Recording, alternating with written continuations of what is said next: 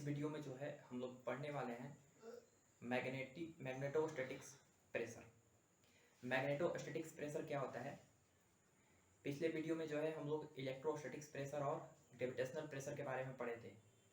तो उसी तरह जो है इस वीडियो में डिस्कस करने वाले हैं मैग्नेटोस्टैटिक्स प्रेशर। ये क्या होता है इसके बारे में थोड़ा सा हम बताते हैं। ठीक है, चलिए समझिए। पहले हेडिंग लगाते हैं मैग्नेटोस्टैटिक्स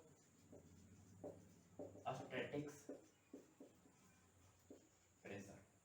ठीक है, इस मैग्नेटोस्टैटिक्स प्रेशर को एक हम एग्जांपल से समझाना चाहते हैं। ठीक है ना, कैसे समझिएगा। जैसे मान लीजिए कि यहाँ पर एक लॉन्ग सिलेंडर है, इनफाइनाइटली लॉन्ग सिलेंडर, इस तरह का इनफाइनाइटली जो है लॉन्ग सिलेंडर है। ठीक है ना, जिसका थिकनेस दिया हुआ है इस तरह का। ठीक है, इस तरह का एक बहुत ही लॉन्ग सिलेंडर है, इस तरह से बहुत बड़ा सिलेंडर।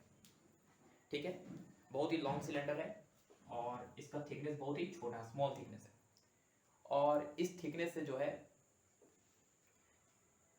यहां पर इस तरह से दिख नहीं रहा है, इस तरह से। ठीक है, और यहां पे करंट जो है वो ऊपर की तरफ ऐसे जा रहा है, ऐसे करंट ऊपर की तरफ। ठीक है, इस तरह से।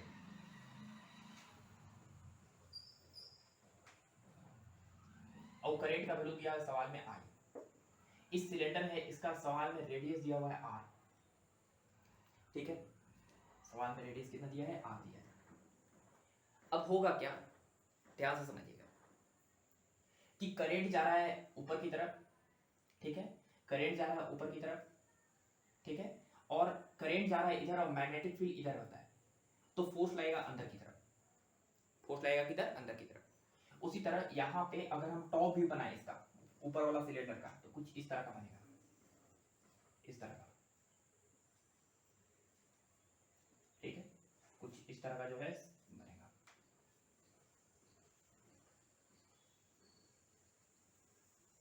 इस तरह से। और इसमें करंट जो है वो इस तरह से बाहर की तरफ है, ऊपर रेडियली आउटवर्ड निकल रहा है करंट, इस तरह से बाहर की तरफ, इससे। ठीक है, इस तरह से जो है करंट बाहर निकल रहा है। आराम से समझिए। अब ध्यान से देखिए कि करंट बाहर निकल रहा है। हम जो है एक छोटा सा एलिमेंट लेते हैं। छोटा सा एलिमेंट का मतलब एक इतना सा एलिमेंट, छोटा सा। Let's this length is dl। और ये जो है छोटा सा लेंथ लिए हैं, तो सिलेंडर छोटा सा पार्ट कितना होगा? छोटा सा पार्ट होगा इस तरह सा, छोटा सा पार्ट होगा इस तरह का। तो एक छोटा सा पार्ट हम कट किए हैं इस सिलेंडर का। इसका लेंथ दिया हुआ है dl और ये जो लेंथ है वो लेंथ दिया है l1। क्योंकि बहुत ही इनफाइनाइटली लार्ज सिलेंडर है, इसलिए हम ये जो लेंथ है, ए वाला नीचे वाला, उसको लेंथ हम ले लिए सवाल में l1। तो इस चीज को अगर हम छोटा सा करके यहां पर बनाए, छोटा सा पार्ट को यहां पर, तो होगा क्या समझिए।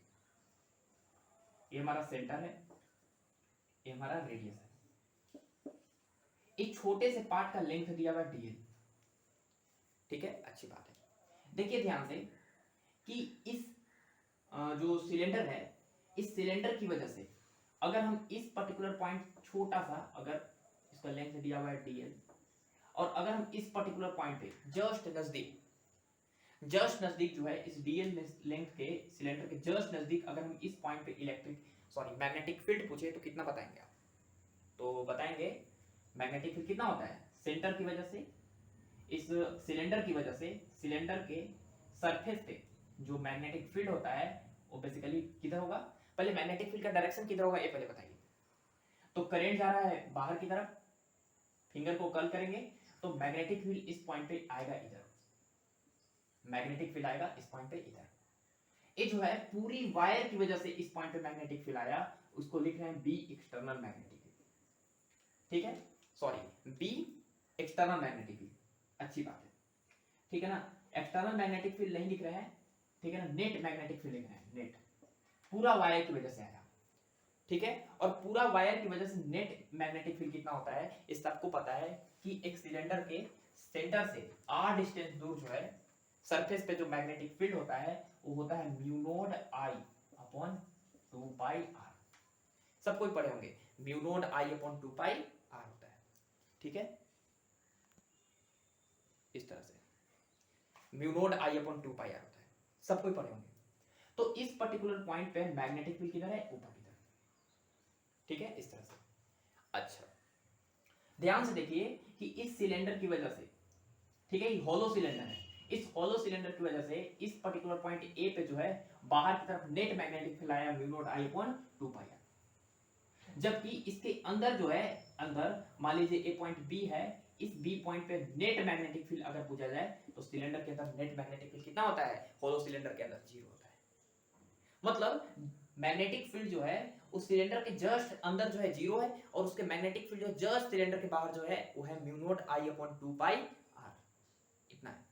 देखिए ध्यान से कि मैग्नेटिक फील्ड जो होता है एब्रप्टली यहाँ पे चेंज हुआ है, यहाँ पे मैग्नेटिक फील्ड 0 और जैसे ही सिलेंडर को क्रॉस किया तो magnetic field mu node I upon 2 pi r हो गया, ठीक है, अच्छी बात है। ध्यान से देखिए, अगर हम यहां पे उस चीज को बनाए, उस चीज को देखिए इस तरह से यहां से होता है, तो ये जो हम पार्ट कट किए हैं,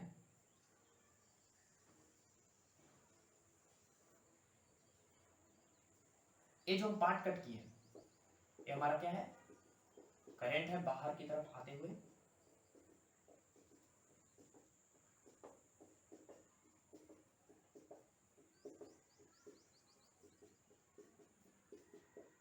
देखिए ध्यान से, इस वाले पॉइंट पे नेट मैग्नेटिक फील्ड आगे की तरफ है, नेट मैग्नेटिक। ध्यान से देखिए कि अगर हम इतना सा छोटा सा पार्ट हम जो कट किए हैं डीएल लेंथ का, ये जो छोटा सा पार्ट किए हैं, कट किए हैं डीएल लेंथ का, ये वाला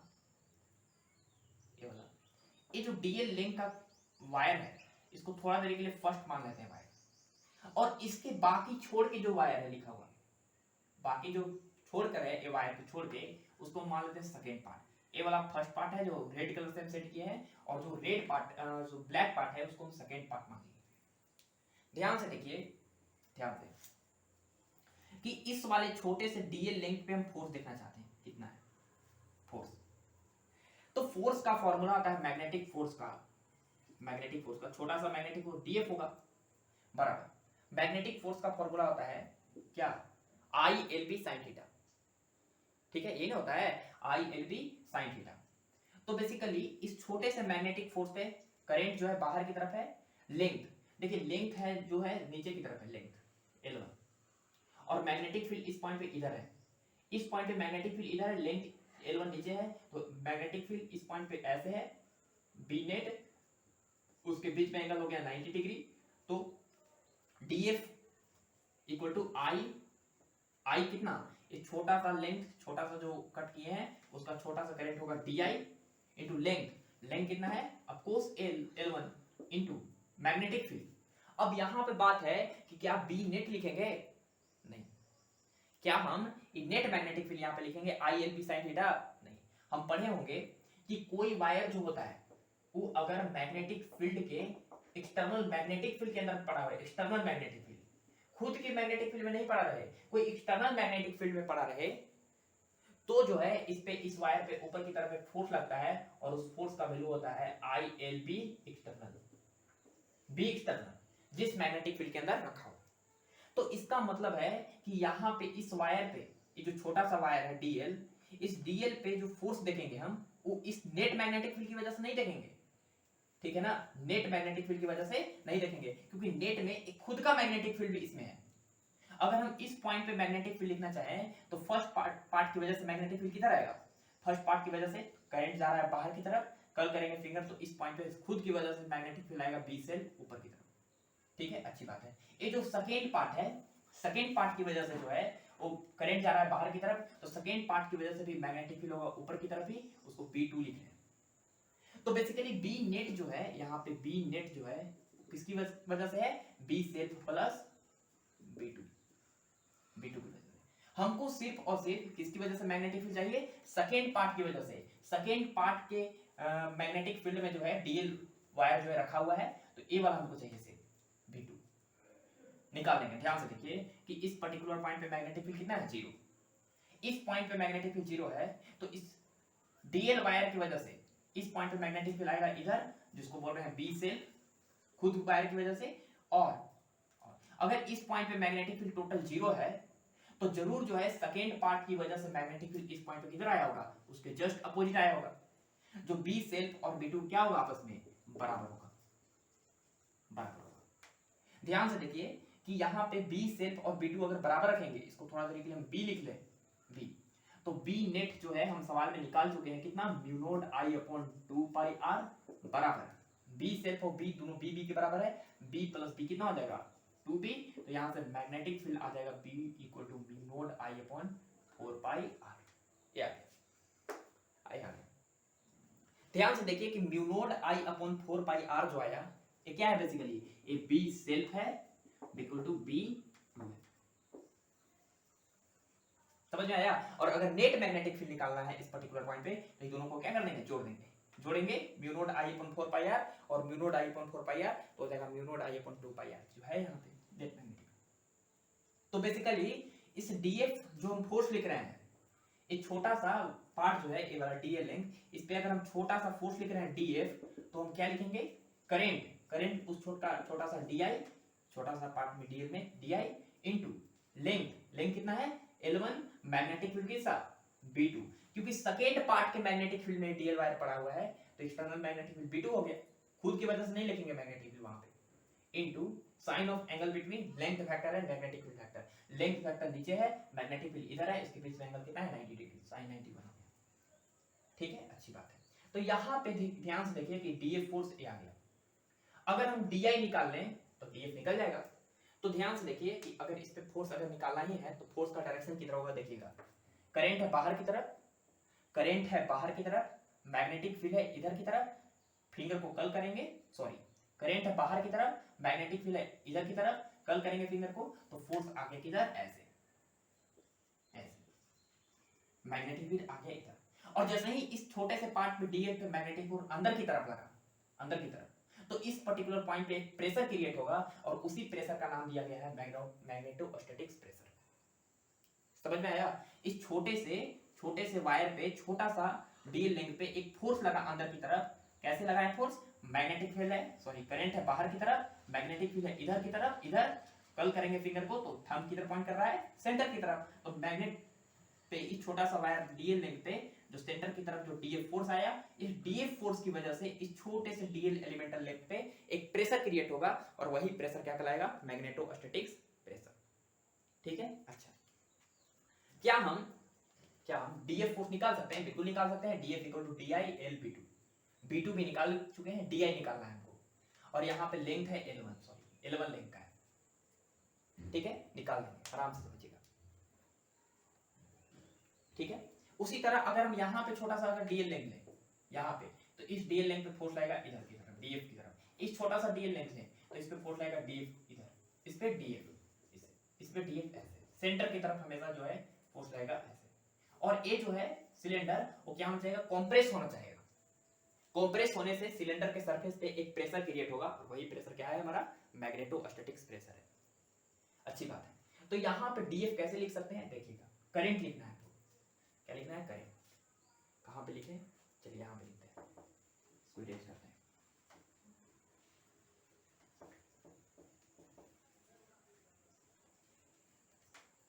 इरेज कर रहे हैं, देखो ध्यान से समझिएगा। डी आई बताइए 2 पाई आर, टोटल लेंथ कितना है 2 pi are. 2 pi are length में सवाल में करंट दिया था आई, तो यूनिट लेंथ में करंट होगा आई अपॉन कितना 2 पाई आर। तो हमको डीएल लेंथ में सिर्फ करंट चाहिए, डीएल लेंथ जो है, डीएल लेंथ में चाहिए करंट, तो डीएल लेंथ में हो जाएगा कितना I upon 2 pi are into DL. Capital radius था ना, कैपिटल रेडियस था। ठीक है, एक क्लियर हो गया सबको। तो ध्यान से देखिए कि जो डीएल लेंथ में करंट है, वही तो हमारा छोटा सा करंट डीआई है, equal to I upon 2 pi are into कितना डीएल। दिस इज डीआई आ गया। जैसे ही डीआई आ गया, तो यहाँ पे मैग्नेटिक फोर्स पता चल गया, छोटा सा डीएफ इक्वल टू डीआई।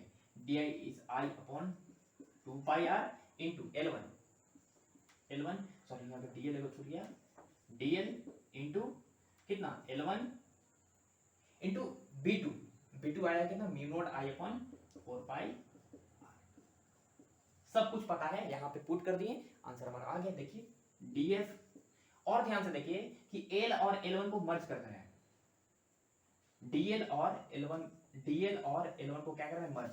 क्या होगा समझिएगा, डीएफ इक्वल टू आई में आई से करेंगे तो कितना हो जाएगा, म्यू नॉट आई स्क्वायर हो जाएगा बाई 2 4 जा 8, पाई में पाई से करेंगे तो पाई स्क्वायर, आर में आर से करेंगे तो आर स्क्वायर इंटू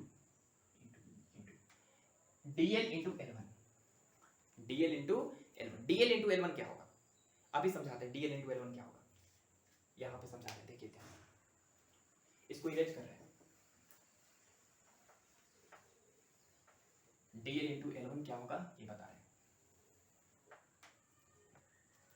देखिएगा ये हमारा जो है इस तरह का सिलेंडर था, यहां पे छोटा सा हम कट किए थे इस तरह का, और ये था हमारा L1 और ये था हमारा लिंक डीएल।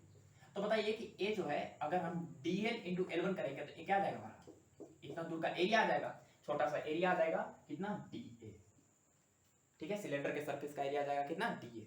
तो यहां से बताइए डीए को नीचे लाएंगे तो DF upon DA is equal to हो जाएगा mu naught I square upon 8 pi square are square. ध्यान से देखिए डीएफ अपॉन डीए ही क्या होता है, प्रेशर होता है। कौन सा pressure, magnetic pressure. This is the formula of magnetic pressure, कितना mu naught I square by 8 pi square are square. ये हो गया हमारा सिलेंडर पे अंदर की तरफ जो है रहेगा, ठीक है। अच्छा इसको एक तरीके से और लिख सकते हैं, देखिए क्या क्या लिख सकते हैं, समझा रहे हैं, ध्यान से समझिए। बताइए कि सिलेंडर की वजह से नेट मैग्नेटिक फील्ड कितना था, तो आप लोग बताएंगे म्यू नॉट आई अपॉन कितना था 2 पाई आर था, ठीक है, अच्छी बात है। अच्छा ध्यान से देखिए कि इसको हम थोड़ा देर के लिए बी लिख रहे हैं, कितना लिख रहे हैं बी। अच्छा अगर इतना था तो प्रेशर आया मेरे पास mu naught I square by 8 pi square are square, ये आया मेरे पास, ठीक है, इतना आया। ध्यान से देखिए कि अगर हम इसको ऐसे लिखें mu naught I upon 4 pi R, 4 pi R sorry 2 pi R, mu naught I upon 2 pi R, mu naught I upon 2 pi R लिखें इंटू उसका होल स्क्वायर लिखते हैं इंटू 1/2 इंटू म्यू नॉट लिखे, कोई दिक्कत नहीं है। देखिए म्यू नॉट का स्क्वायर कितना होगा, म्यू नॉट स्क्वायर, एगो म्यू नॉट नीचे कट जाएगा, आई का स्क्वायर आई स्क्वायर बनेगा, 2 का स्क्वायर 4, 4 2 जा 8 पाई स्क्वायर आर स्क्वायर बन जाएगा भाई। ध्यान से देखिए कि mu naught I upon 2 pi are जो है क्या लिखा हुआ है, बी लिखा हुआ है, तो बी इज इक्वल टू हो जाएगा बी स्क्वायर बाई कितना 2 म्यू, बी स्क्वायर बाई कितना 2 मैग्नेट। तो ये जो है नेट मैग्नेटिक फील्ड है, कैसा नेट मैग्नेटिक फील्ड। तो अगर आपको प्रेशर का वैल्यू याद ही करना है तो याद रखिएगा pressure equal to B square by कितना 2 म्यू, ठीक है। चलिए तो ये था हमारा मैग्नेटोस्टैटिक्स प्रेशर के बारे में। पिछले वीडियो में जो है हम लोग इलेक्ट्रोस्टैटिक्स प्रेशर के बारे में पढ़े थे, जो क्या था sigma square by 2 epsilon not था, या आया था 1/2 epsilon not into E square, यहाँ पर आया क्या बी स्क्वायर बाई 2 म्यू, ठीक है। चलिए ऑल द बेस्ट।